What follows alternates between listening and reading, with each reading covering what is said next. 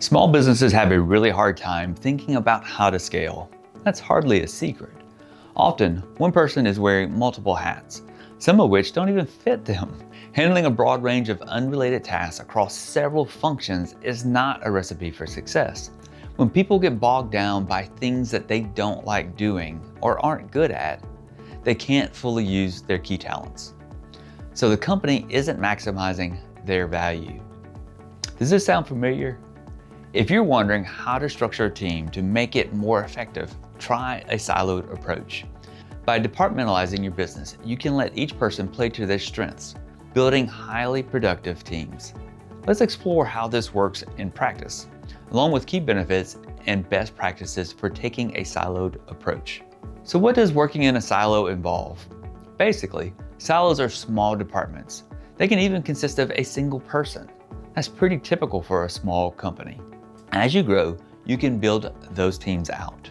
So by adopting siloed structure, you're departmentalizing your business. This means putting people in key roles that they can thrive in, boosting organizational efficiency. In the process, you'll be weeding out tasks that don't demand their skill set. You can then find someone else to handle those other tasks more efficiently. So let's talk about the benefits of a siloed team. With a siloed approach, people can channel their efforts much more efficiently. Instead of getting bogged down in things that they just aren't good at, they can be focused on their core contributions. Silo teams means bringing other benefits as well. Team members are highly aligned on their own purpose, streamlining their efforts. People build close-knit relationships as they advance towards a common goal. They also have a strong understanding of each other's skills. They also help develop clear norms and practices that make work flow smoothly. For these reasons, silo teams can tend to be aligned and highly productive. They can leverage their strong relationships, share goals, and also workflow practices to adapt their approach in real time as needed. As you increase organizational efficiency with this approach, you'll move towards goals more quickly. Hence, a siloed approach is a very effective organizational structure. Let's delve into some examples that illustrate how this works more clearly. I'm going to give you a case study. This is actually my own agency where we implemented a siloed structure at Reed Insurance. 5 years ago, my agency Reed Insurance was getting higher volume of business than the current staff could handle. We had a core group of 3 people, Patty, Sue, and then also myself at that time. And Patty and Sue were very good at managing client relationships. If they got leads, they got them converted. But Patty was quickly getting overloaded by the workload that was coming across her plate. Most businesses take an approach of adding another Patty or Sue, then dividing out the work. But it hit me. They both handled a lot of tasks that they didn't like doing, and that's not efficient. We needed to take another approach. We needed someone to work behind the scenes, letting Patty and Sue focus on their core strengths. And someone suggested to me about hiring a virtual assistant, but they wouldn't have an insurance license. So they couldn't explain coverage or product or sell anything. So I needed to think of how to integrate this into my current agency and also add capacity that my team so desperately needed. But what could they do? Well, they could help manage the client relationship process on the back end, right?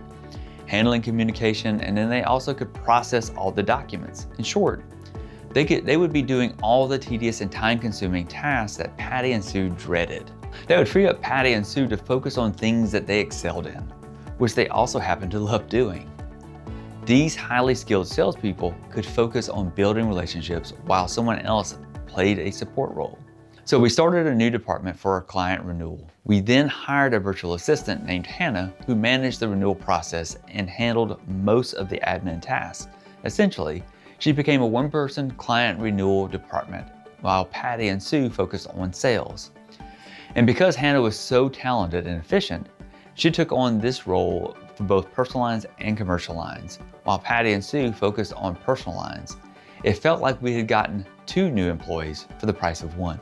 All 3 grew so much more productive that they doubled their sales capacity.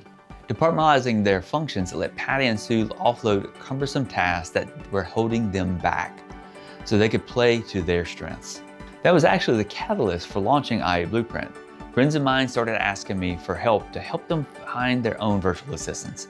And eventually they talked me into starting my own company. So let's talk about strategies for working efficiently in silos. When adopting siloed structure, following best practices is going to be crucial. Otherwise, the teams can become disconnected or less effective. Through these strategies, you'll grow a strong network of silo teams that will all support one another's work. First thing to do is divide up the work strategically. Match everyone with work that leverages their core strengths. That sounds simple, right? Yes, but you need to think critically about how you do this. For instance, one client with a small insurance business had 2 sales staff, Helen and Mary. Helen was adept at making sales. Mary was proficient in data management, but Helen was quickly getting overworked. At first, the client wanted to hire another Helen, but as we spoke, they realized that they didn't need another Helen. They needed another Mary to take on the things that were keeping Helen from focusing on her core strengths. So they hired another behind-the-scenes person to let Helen focus on sales and client relationships, which ramped up their volume of business that they could successfully handle. Begin departmentalizing by outlining your main business functions. For example, sales, renewal quoting, data management, application management, and customer relationship management. There may be others that you have, but this is a good working list to start off with. Create a department for each of them, even if it's just one person. If you don't have anyone who thrives on data processing, we'll hire someone for this role and create a department around them. Maybe it's a virtual assistant. Be sure to cultivate alignment with each of these silos as well. Within each department, cultivate alignment, share purposes, and then also an understanding of how to rely on each other's skills. Talk about your mission and stepping stones towards it. Develop team KPIs to strive for. Work with each person to set individual goals that will move the team's efforts forward, making them known to the entire team. Then share the progress towards goals to keep everyone aligned and motivated to put forth their best effort. Don't overlook building bridges between the silos either. Connecting silos is critical. Otherwise, you can end up with unhealthy competition or poor communication between them. When people lose sight of the big picture, they might fail to work together or share resources, holding back the entire company's success. So let's talk about a couple of best practices for bridging organizational silos. First is create an organizational map that illustrates key people across the different silos. Highlight their role and then also their key responsibilities. Then make sure that you are listing each of the person that is in the department and also the affiliated position that they have. So that way everyone knows exactly who is in charge and also who is in that department. I'm talking about doing this both internally and also externally. Look, you want your customers to know who do they need to reach out to, who handles what, but also as your business continues to grow, you don't want any ambiguity around who is responsible for what. Then every now and then bring everyone together and also remind them to share the mission. Make time for all of them to talk about what each department is working on. This might discover areas of common interest and also make them relate to one another even better. Or it may help you to grow your business even more efficiently. By building connections between silos, you'll grow a stronger organization. Another thing is to make sure that you focus on team alignment. Empowering teams to handle projects from start to finish on their own, whenever possible. Give them authority to make decisions that they're capable of making on their own. Supply them with the tools and resources to get the job done. This will all boost agility by also cutting out red tape, building a highly productive team.